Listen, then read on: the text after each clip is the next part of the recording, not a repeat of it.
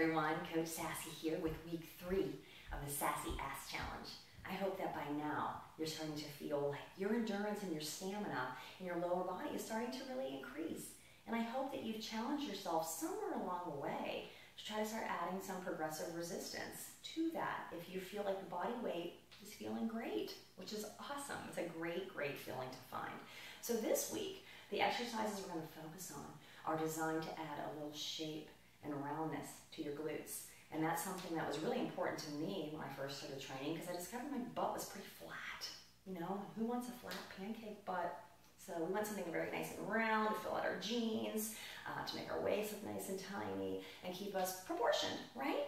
So let's lean out the lower body today with some resistance exercises using some weights and some body weight. So let's get started.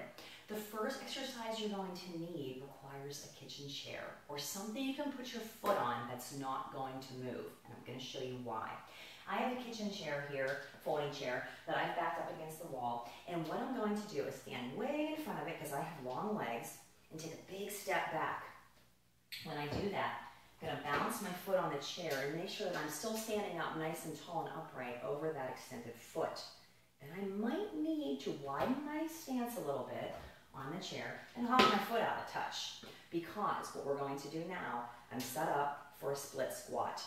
I go down and up. When I'm doing body weight work, my goal is to try to make sure my knee is behind my toe, of course, but yet I'm trying to get down almost 90 degrees and push back up. Down and up.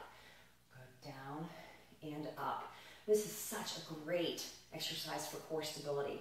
Now, that's just using body weight. You can get such a burn using your own body weight in that kind of position, but if you want to add some resistance to it, go ahead and grab some dumbbells, all right? When I do heavy leg training at home, I'm somewhere between 15 and 20 pounds when I do this exercise. You obviously don't have to go that heavy, but if you feel like you're strong enough, you want to try, why not, right? Just make sure your form is spot on for me, okay? Same with the weights.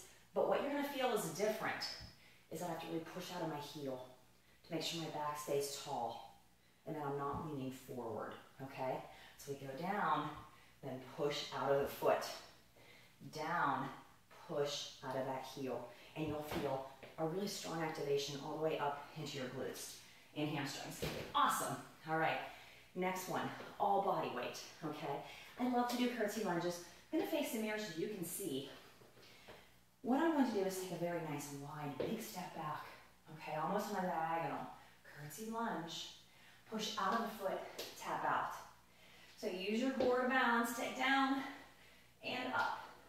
Take it down and up. Some people say they feel a little pressure in their knees during curtsy lunges. Let me show you what you can do to avoid that. Instead of turning the foot in a diagonal and turning the hips out in a rotation, you might need to keep that front foot forward, okay? Facing the mirror, take the lunge back, but you see now I don't have that strange rotation here, all right? And then tap out. So play around with it till you feel like you know what you like best. 15 one side, and then we switch. Curtsy lunge, tap out. Curtsy lunge low, tap out strong and tall. Point the toe, engage the quad, work the whole leg. Why not, right? Take it down to the mat. Here's our next one. Swing, bridge. 2 versions.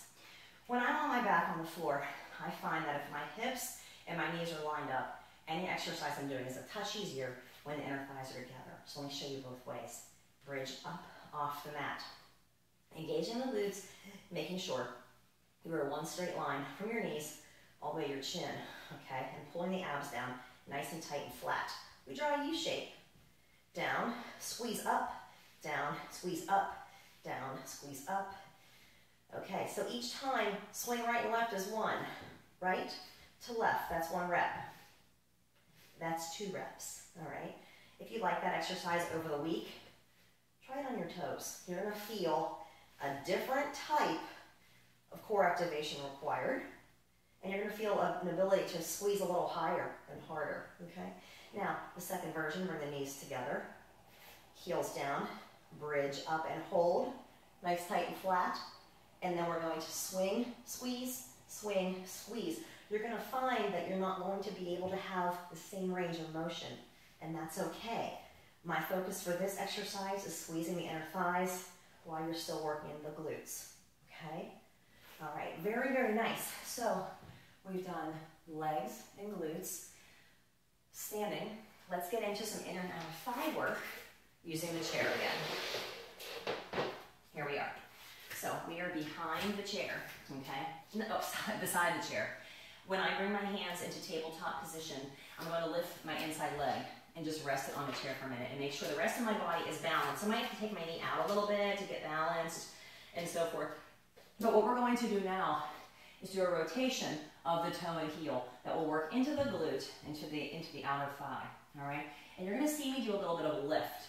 So what happens is engage the core. Keep that strong. I'm pulling up right now and engaging my abs. Tap the toe down and tap the heel down. That's one rep. Toe and heel. Toe, I've added a lift in between. Toe and heel taps. 15 to 20 on one side, 15, 20 on the other side. Last exercise in this circuit is a chair swing. Standing behind the chair, I'm turning my foot on the diagonal just to make sure that I have some stability in the core. Tuck the pelvis in slightly, not imprinted like this. Okay, standing up tall, shoulders down and back. Light balance on the chair with but 2 fingers. Lift the opposite leg. We go across the chair and back. That's one rep.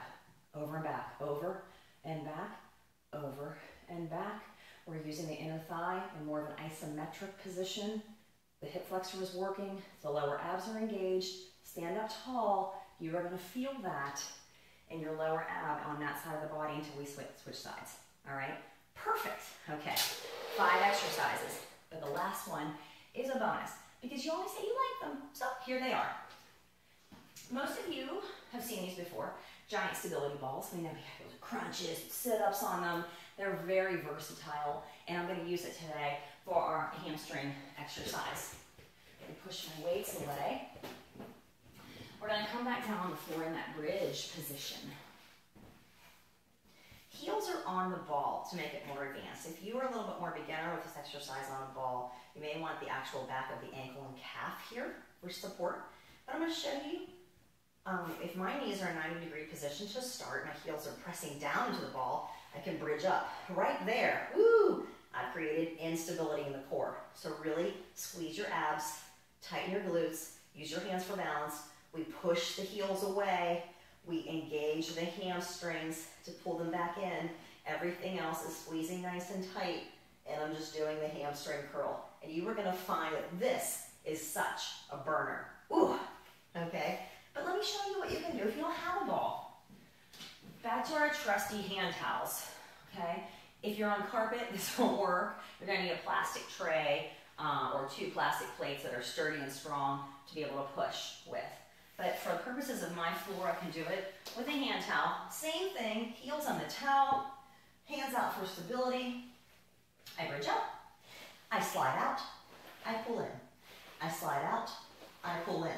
You are gonna feel quite the ab contraction in this exercise on the floor. I feel it even more on the floor than when I feel it on the ball. So you're gonna have to decide how many reps feel good to you. I'm gonna say no more than 10, okay, on the bonus, because I want you to make sure you're working it really, really well with great form and support for the lower back, all right? So I hope you guys are loving this circuit so far. I hope you feel that you're starting to see some different shape and definition in your legs taking place, and some strength and endurance. And that's a good thing. Powers us through all of our other workouts, right?